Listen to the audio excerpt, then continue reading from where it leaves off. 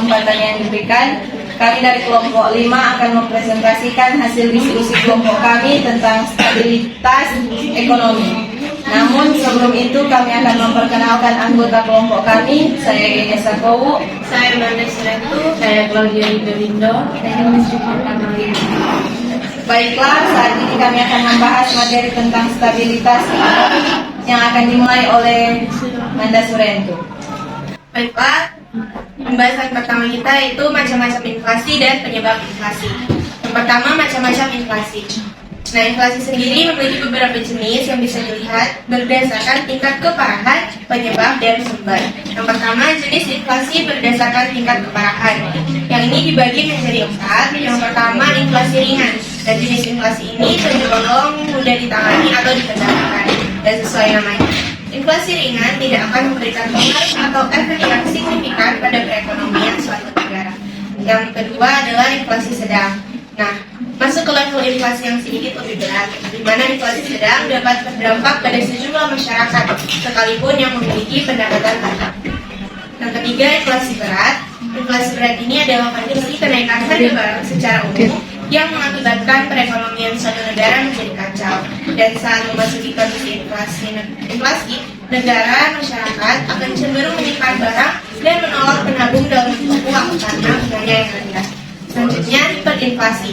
Nah, jenis ini adalah yang paling parah, di mana kondisi kenaikan harga barang pada saat hiperinflasi bisa mengacaukan perekonomian negara, bahkan ketika pemerintah sudah membuat kebijakan moneter dan fiskal untuk menekan dampaknya. Yang kedua, jenis inflasi dilihat dari penyebabnya.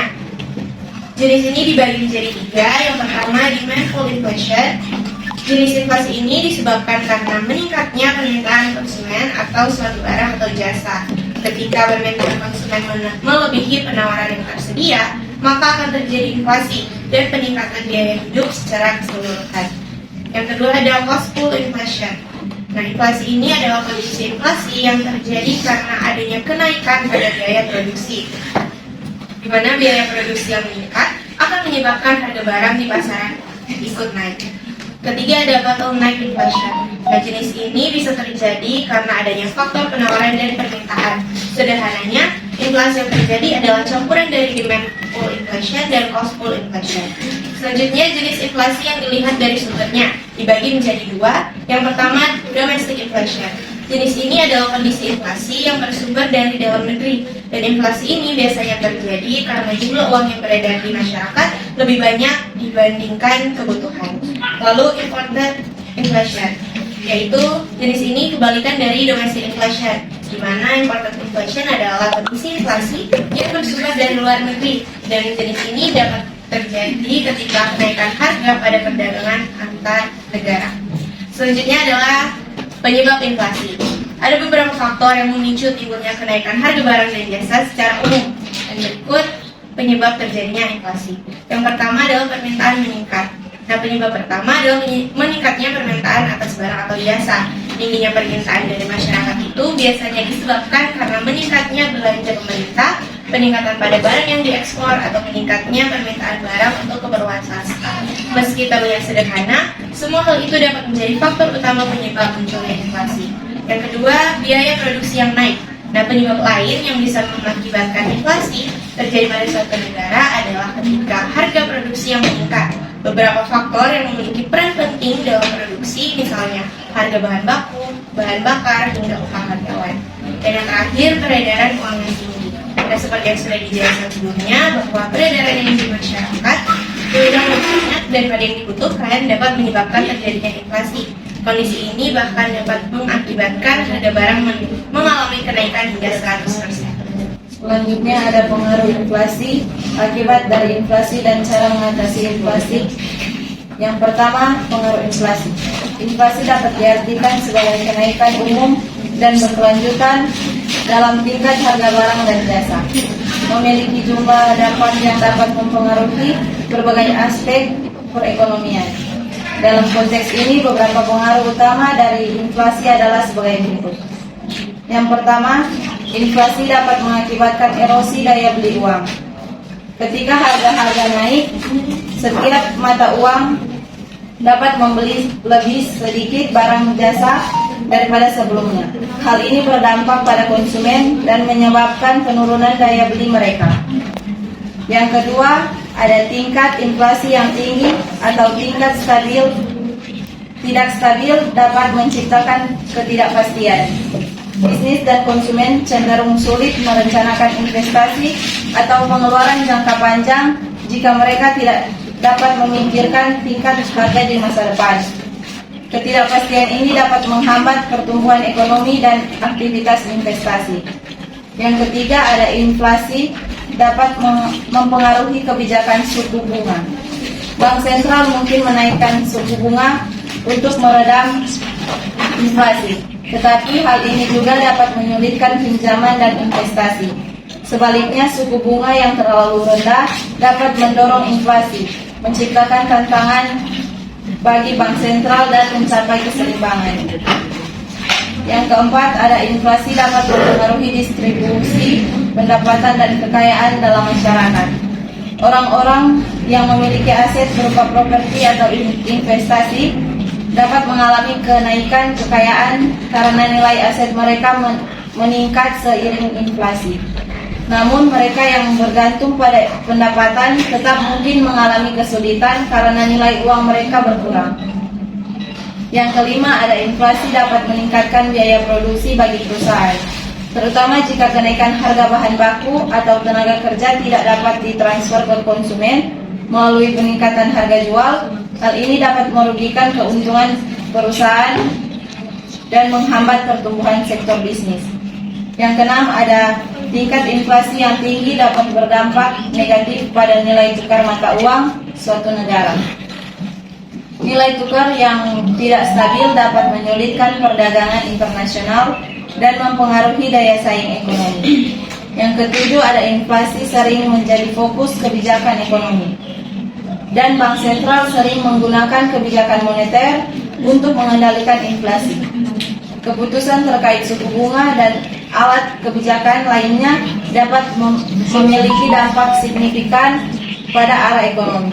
Oleh karena itu, memahami pengaruh inflasi menjadi kunci untuk merancang kebijakan ekonomi yang tepat guna menjaga stabilitas ekonomi, meminimalkan dampak negatif, dan menciptakan kondisi yang mendukung pertumbuhan kelanjutan.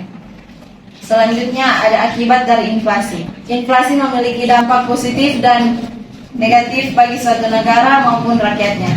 Dampak-dampak ini dapat kita lihat melalui beberapa aspek kehidupan masyarakat.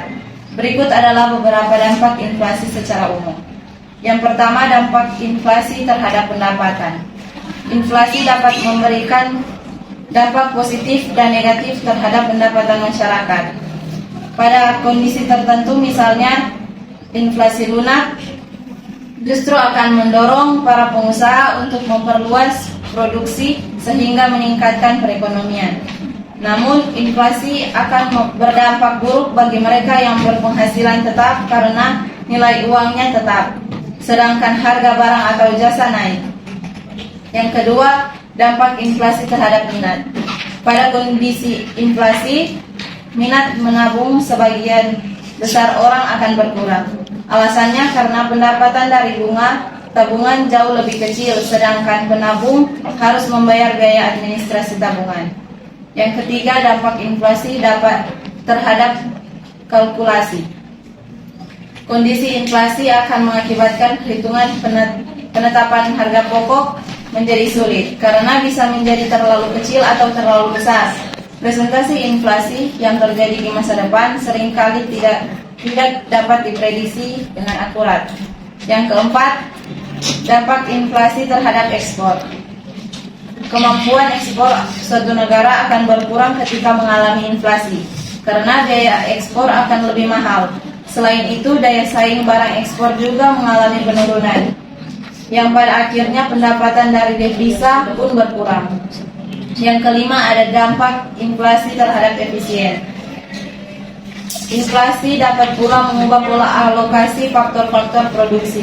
Perubahan ini dapat terjadi melalui kenaikan permintaan akan berbagai macam barang yang kemudian dapat mendorong terjadinya perubahan dalam produksi beberapa barang tertentu sehingga mengakibatkan alokasi faktor produksi menjadi tidak efisien. Antara lain, tujuan ini dicapai dengan pembelian harta-harta tetap seperti tanah, rumah, dan bangunan. Oleh karena itu, pengusaha lebih suka menjalankan kegiatan investasi yang bersifat seperti ini.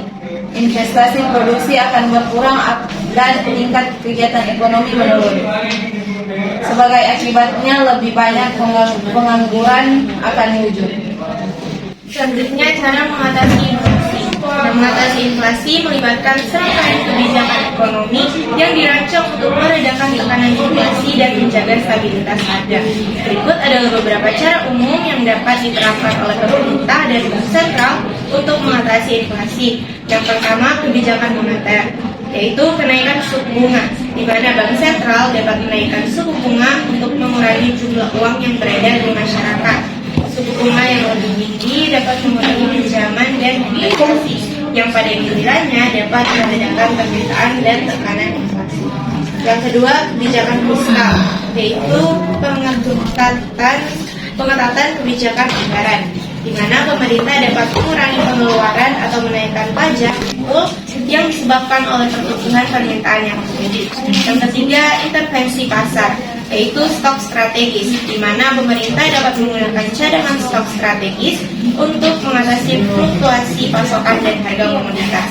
Yang keempat, kebijakan nilai tukar, yaitu mengintervensi nilai tukar, di mana pemerintah atau bank sentral dapat mengintervensi nilai tukar mata uang untuk mempengaruhi harga impor dan ekspor. Depresiasi mata uang dapat meningkatkan harga impor, sementara apresiasi dapat mengurangi harga impor.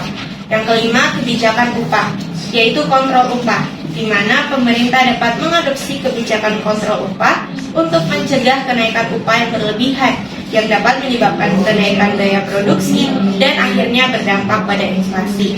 Yang keenam, peningkatan produksi, yaitu investasi dalam produksi, di mana peningkatan investasi dalam sektor produksi dapat meningkatkan pasokan barang dan jasa di pasar, mengurangi tekanan inflasi di impor. Yang ketujuh, pendidikan dan pelatihan, yaitu peningkatan keterampilan tenaga kerja, di mana pendidikan dan pelatihan yang lebih baik untuk tenaga kerja dapat meningkatkan produktivitas, mengurangi tekanan inflasi cost push yang berasal dari kenaikan biaya produksi. Dan yang terakhir, kedelapan, kebijakan persaingan, yaitu stimulasi persaingan, di mana meningkatkan persaingan dalam sektor bisnis dapat membantu menekan harga dan mendorong efisiensi, mengurangi tekanan inflasi cost push. Nah, penting untuk dicatat bahwa setiap negara memiliki kondisi ekonomi yang unik dan respons terhadap inflasi dapat bervariasi. Oleh karena itu, kebijakan yang diadopsi harus disesuaikan dengan konteks ekonomi dan struktur pasar setempat. Selain itu, koordinasi antara kebijakan moneter, fiskal, dan struktural seringkali diperlukan untuk mencapai hasil yang optimal. Adalah suatu periode penurunan harga secara umum dan terus menerus sehingga harga-harga jatuh dan nilai uang bertambah. Deflasi merupakan kebalikan dari inflasi. Deflasi juga dapat diartikan sebagai kondisi saat jumlah uang yang beredar lebih sedikit dari barang dan jasa yang ada. Menurut Putong dalam hitungan ekonomi mikro dan makro, deflasi adalah penurunan harga secara terus-menerus. Akibatnya daya beli masyarakat bertambah besar, sehingga pada tahap awal barang-barang menjadi langka, akan tetapi pada tahap berikutnya jumlah barang akan semakin banyak karena semakin berkurangnya daya beli masyarakat. Sementara Des Darmawan MAB dalam manajemen keuangan internasional ED Bluan menjelaskan bahwa deflasi adalah daya beli uang yang mengalami peningkatan karena jumlah uang yang beredar lebih sedikit dari jumlah barang dan jasa yang tersedia. Deflasi juga dapat diartikan sebagai penurunan harga secara umum yang berkaitan dengan kontraksi pasokan uang dan kredit. Deflasi sering disebut juga disinflasi. yakni kecenderungan terjadinya penurunan harga secara menyeluruh. Secara kronologis, deflasi berpotensi mengakibatkan peningkatan kredit macet, peningkatan pengangguran dan resesi ekonomi, bahkan hingga depresi. Contoh negara yang pernah mengalami deflasi yaitu Jepang sekitar tahun 1990 sampai dengan 1999. Perekonomian Jepang mengalami penurunan setelah sebelumnya mengalami pertumbuhan yang tinggi. Saat mengalami deflasi, rata-rata pertumbuhan ekonomi Jepang berada di angka 1,3%, padahal sebelumnya berada di angka 4,3%. Tingkat pengangguran juga naik dari 2,1% pada tahun 1990 menjadi 4,7% pada tahun 1999. Penyebab deflasi yang pertama, penurunan persediaan uang di masyarakat. Penurunan persediaan uang sebagian besar disebabkan karena masyarakat menyimpan uangnya di bank. Pilihan ini kemungkinan disebabkan oleh tingkat suku bunga yang tinggi sehingga memberikan keuntungan. Uang yang disimpan di bank tidak mengakibatkan persediaan uang yang ada di masyarakat semakin berkurang. Oleh sebab itu, persediaan uang yang beredar lebih sedikit dari jumlah barang sehingga menyebabkan deflasi. Yang kedua, meningkatnya persediaan barang.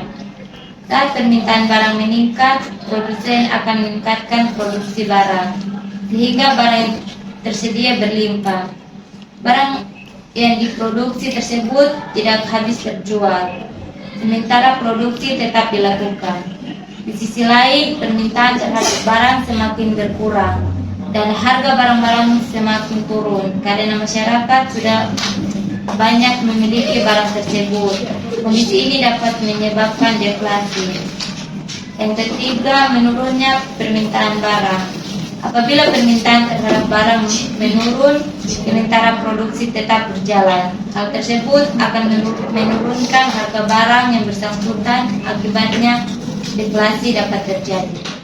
Yang selanjutnya adalah pengaruh deflasi, akibat dari deflasi, dan cara mengatasi deflasi. Pengaruh deflasi. Pengaruh deflasi sendiri dapat mencakup berbagai aspek ekonomi dan sosial. Beberapa di antaranya, yang pertama, erosi kekayaan dan hutang, di mana deflasi dapat menyebabkan erosi kekayaan karena nilai aset seperti properti dan investasi cenderung menurun. Selain itu, utang yang tetap dan nominal uang dapat menjadi lebih berat karena pendapatan dan harga turun.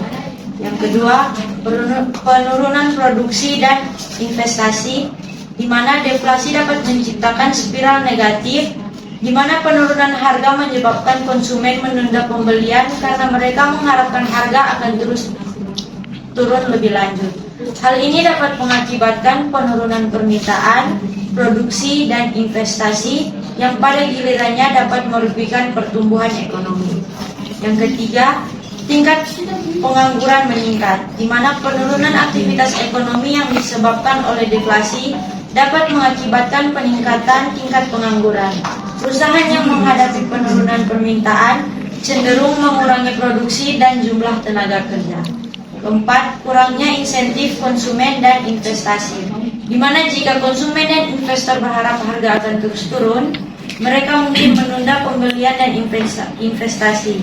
Ini dapat menciptakan siklus deflasi yang sulit dihentikan, karena menurunnya permintaan menyebabkan penurunan harga yang kemudian menyebabkan penurunan permintaan lebih lanjut. Yang kelima, penurunan pendapatan. Turunnya harga dan aktivitas ekonomi dapat menyebabkan penurunan pendapatan bagi bisnis dan individu. Hal ini dapat merugikan daya beli masyarakat dan konsumsi. Yang keenam, utang yang sulit dilunasi. Dalam lingkungan deflasi, utang yang tetap dalam nominal uang dapat menjadi lebih sulit dilunasi karena pendapatan dan harga turun. Hal ini dapat menciptakan tekanan finansial bagi individu dan perusahaan. Yang ketujuh, peningkatan resiko kredit, di mana bank dan lembaga keuangan dapat mengalami peningkatan resiko kredit karena sulitnya pemenuhan kewajiban utang oleh peminjam yang terkena dampak deflasi. Yang kedelapan, kesulitan kebijakan moneter. Deflasi dapat menciptakan kesulitan bagi bank sentral dalam mengimplementasikan kebijakan moneter. Suku bunga yang rendah atau bahkan nol dapat membatasi kemampuan bank sentral untuk merangsang aktivitas ekonomi melalui kebijakan moneter konvensional. Yang kesembilan, tantangan bagi kebijakan ekonomi, di mana mengatasi inflasi memerlukan kebijakan ekonomi yang tepat. Tantangan utama adalah bagaimana merangsang permintaan dan aktivitas ekonomi tanpa menciptakan lebih banyak tekanan deflasi. Dan yang terakhir, ke-10, menurunnya investasi pada inovasi dan pengembangan. Bisnis mungkin enggan untuk berinvestasi dalam inovasi dan pengembangan produk atau layanan baru karena adanya ketidakpastian ekonomi dan ekspektasi harga yang lebih rendah di masa depan. Selanjutnya ada akibat dari deflasi. Berikut ini adalah dampak dari deflasi. Yang pertama ada dampak positif dari deflasi, yang mencakup membiasakan pola hidup hemat bagi masyarakat, nilai mata uang akan menguat, dan yang terakhir masyarakat memiliki kesadaran dalam menabung agar bisa memenuhi kebutuhan sehari-hari. Adapun dampak negatif dari deflasi yaitu masyarakat berpotensi kehilangan pekerjaan, pemasukan negara atau devisa akan berkurang karena pemungutan pajak tidak maksimal, kegiatan perekonomian akan mengalami penurunan, lesunya investasi di sektor real atau di lantai bursa sehingga menambah berat ekonomi karena tidak ada aktivitas bisnis yang berjalan. Suku bunga suatu negara menjadi 0% dan diikuti penurunan suku bunga pinjaman di bank. Selanjutnya, menurunnya produksi karena rendahnya permintaan dan daya beli terhadap barang sehingga berdampak pada pengangguran tenaga kerja. Dan yang terakhir, berkurangnya kesempatan kerja. Cara mengatasi deflasi. Mengatasi deflasi melibatkan serangkaian kebijakan ekonomi yang dirancang untuk merangsang aktivitas ekonomi, meningkatkan tingkat harga, dan mencegah spiral deflasi yang dapat merugikan pertumbuhan ekonomi. Berikut beberapa cara yang dapat diambil untuk mengatasi deflasi. Yang pertama, kebijakan moneter ekspansif, di mana penurunan suku bunga. Bank sentral dapat menurunkan suku bunga untuk merangsang pinjaman dan investasi. Suku bunga yang rendah membuat biaya pinjaman lebih murah, mendorong konsumsi dan investasi. Kedua, kebijakan fiskal ekspansif, yaitu penambahan pengeluaran pemerintah, di mana pemerintah dapat meningkatkan pengeluaran untuk proyek-proyek infrastruktur, program kesejahteraan, atau insentif pajak guna merangsang permintaan dan meningkatkan aktivitas ekonomi. Ketiga, investasi mata uang, yaitu depresiasi kontrol, di mana mengizinkan depresiasi nilai mata uang dapat meningkatkan daya saing ekspor, meningkatkan aktivitas ekonomi, dan mengurangi resiko deflasi yang berasal dari penurunan permintaan. Keempat, stimulasi konsumen, yaitu program insentif konsumen, di mana pemerintah dapat menerapkan program insentif konsumen seperti voucher, diskon pajak, atau insentif lainnya untuk mendorong konsumsi dan memicu pertumbuhan ekonomi.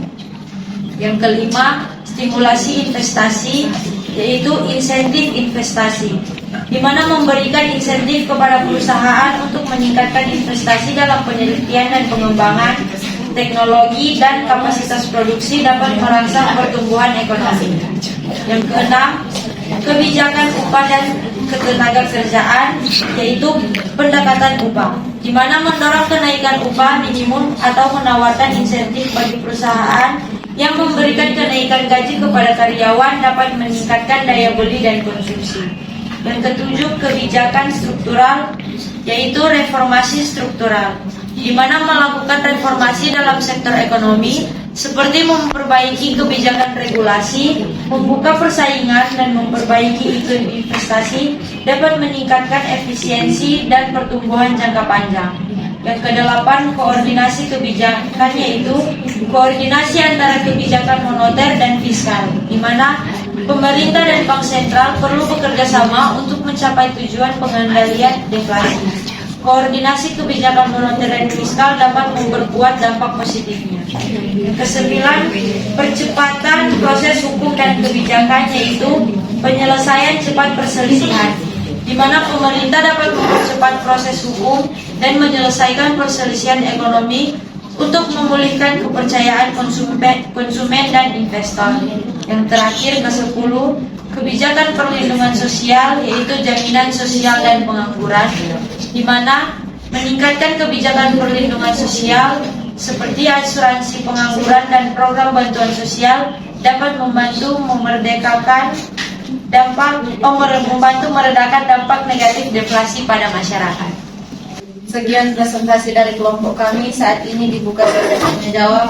Atas kesempatan yang diberikan, saya Prisca Christopher mewakili kelompok 2 ingin mengajukan pertanyaan kepada kelompok 5. Yang menjadi pertanyaannya adalah bagaimana inflasi dapat mempengaruhi utang publik dan swasta, dan apa strategi yang diterapkan untuk mengelola risiko stabilitas keuangan dalam konteks ini? Terima kasih. Baiklah, saya akan menjawab pertanyaan dari kelompok 2 yang diwakilkan oleh Priscilla. Dengan pertanyaan, bagaimana deflasi dapat mempengaruhi utang publik dan swasta, dan apa strategi yang diterapkan untuk mengelola risiko stabilitas keuangan dalam konteks ini? Nah, deflasi dapat meningkatkan beban utang karena nilai real utang menjadi lebih tinggi, baik untuk utang publik maupun swasta. Dan dalam deflasi, pendapatan dan harga turun, membuat pembayaran utang menjadi lebih sulit. Nah, untuk mengelola risiko stabilitas keuangan dalam konteks ini ada beberapa strategi yang dapat diterapkan. Yang pertama, politik moneter, di mana bank sentral dapat menggunakan kebijakan moneternya untuk merangsang pertumbuhan ekonomi dan mencegah inflasi yang berlebihan. Ini dapat melibatkan menurunkan suku bunga untuk merangsang pinjaman dan investasi. Yang kedua, fiskal, di mana pemerintah dapat menerapkan kebijakan fiskal ekspansif seperti meningkatkan belanja publik atau mengurangi pajak untuk meningkatkan permintaan agregat dan meredakan deflasi. Yang ketiga, restrukturisasi utang, di mana pemerintah dan sektor swasta dapat mencari solusi restrukturisasi utang yang memungkinkan penyesuaian terhadap kondisi ekonomi yang sulit. Dan ada strategi-strategi lainnya yang dapat diterapkan, mungkin nanti mau dikirim untuk lebih lanjut. Apakah jawabannya bisa dimengerti? Bisa. Terima kasih. Baiklah, terima kasih atas kesempatan yang telah diberikan kepada kelompok kami. Saya mewakili kelompok 6 ingin mengajukan pertanyaan kepada kelompok 5.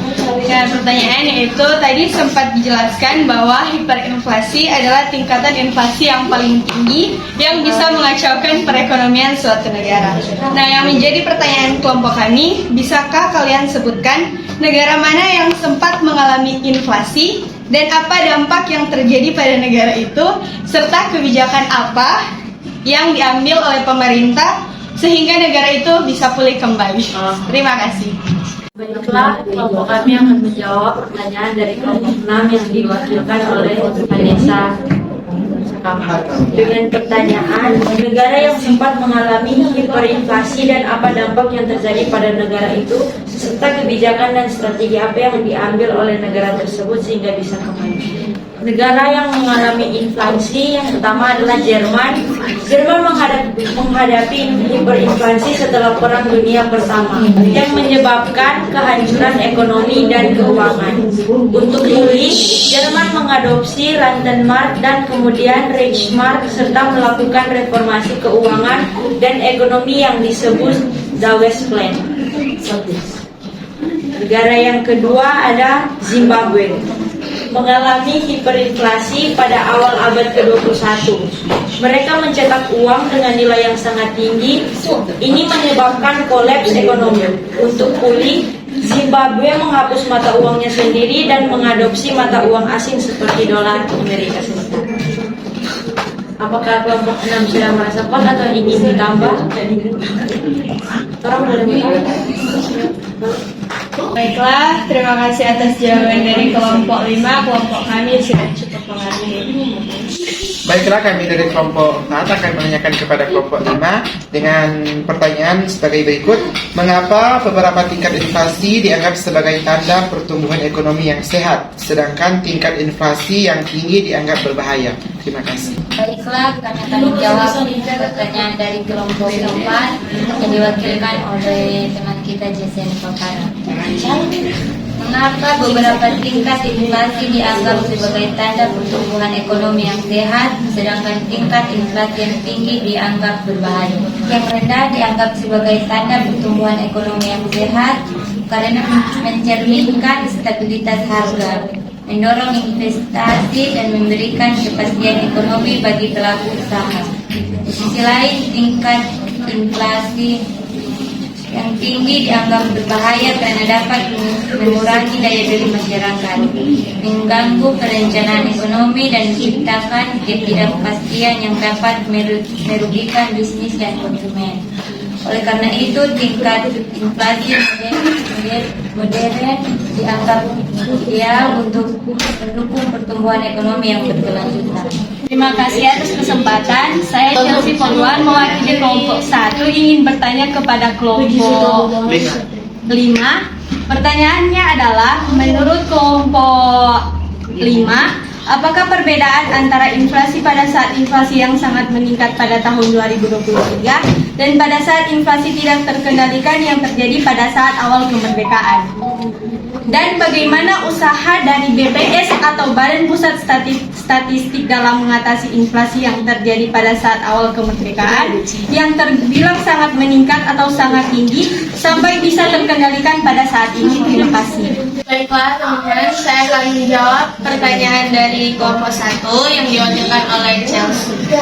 Dengan pertanyaan, menurut kelompok 5, apakah perbedaan antara inflasi pada saat inflasi yang sangat meningkat pada tahun 2023 dan pada saat inflasi tidak terkendalikan yang terjadi pada saat awal kemerdekaan, dan bagaimana usaha dari BPS atau Badan Pusat Statistik dalam mengatasi inflasi yang terjadi pada saat awal kemerdekaan yang terbilang sangat meningkat atau sangat tinggi sampai bisa terkendalikan pada saat ini.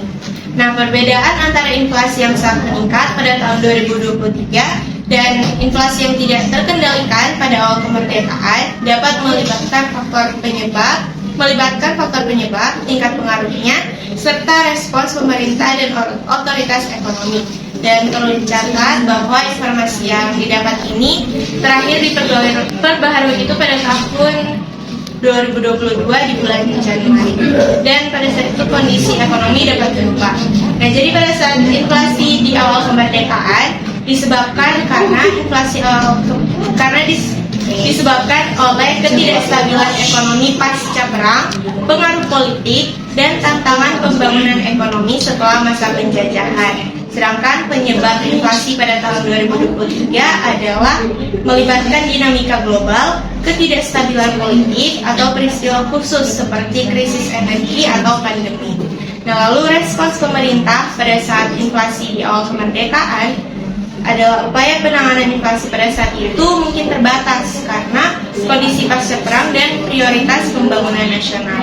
Sedangkan respon pemerintah pada saat inflasi tahun 2023, pemerintah dan bank sentral mungkin memiliki lebih banyak alat kebijakan dan pengalaman dalam menangani inflasi, dan respons itu bisa mencakup kebijakan moneter, fiskal, dan struktural. Nah, lalu peran BPS dalam mengatasi inflasi tersebut, sebenarnya dari sumber yang kami dapat itu tidak disebutkan secara rinci dan bagaimana BPS pada saat itu peran BPS pada saat itu untuk mengatasi inflasi ini. Tapi ini ada beberapa peran umum BPS dalam mengatasi inflasi. Yang pertama, pemantauan dan pengukuran, di mana BPS memiliki peran kunci dalam memantau dan mengukur tingkat inflasi dengan menyediakan data statistik yang akurat dan dapat diandalkan. Lalu analisis dan informasi, di mana BPS dapat memberikan analisis mendalam tentang faktor-faktor yang mempengaruhi inflasi.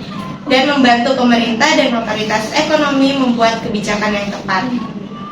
Dan yang terakhir, keterlibatan dalam kebijakan ekonomi, di mana BPS mungkin terlibat dalam kolaborasi dengan pemerintah dan lembaga ekonomi lainnya untuk mengembangkan kebijakan yang efektif dalam mengatasi inflasi. Nah, perkembangan ekonomi dan strategi penanganan inflasi itu dapat bervariasi tergantung pada konteks dan kondisi waktu. Dan peran BPS sebagai penyedia data dan analisis memiliki peran penting dalam mendukung pengambilan keputusan ekonomi yang tepat.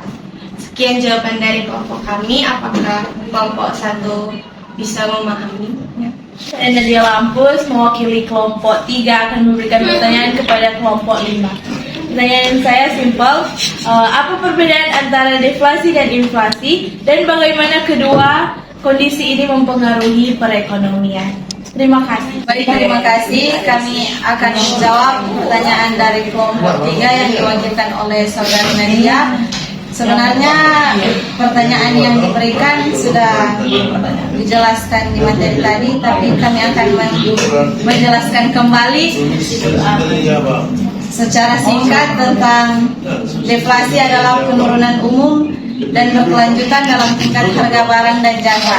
Sedangkan inflasi adalah kenaikan umum dan berkelanjutan dalam tingkat harga.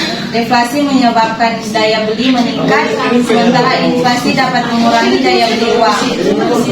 Dampak deflasi termasuk penurunan investasi dan produksi serta meningkatnya pengangguran karena perusahaan cenderung mengurangi produksi dan tenaga kerja. Di sisi lain, inflasi dapat mengurangi nilai uang, mendorong konsumen untuk membelanjakan lebih cepat dan meningkatkan pendapatan perusahaan. Penting untuk mencapai keseimbangan dan yang sehat, di mana tingkat inflasi tidak terlalu tinggi atau terlalu rendah, karena kedua kondisi tersebut dapat memiliki dampak negatif pada perekonomian.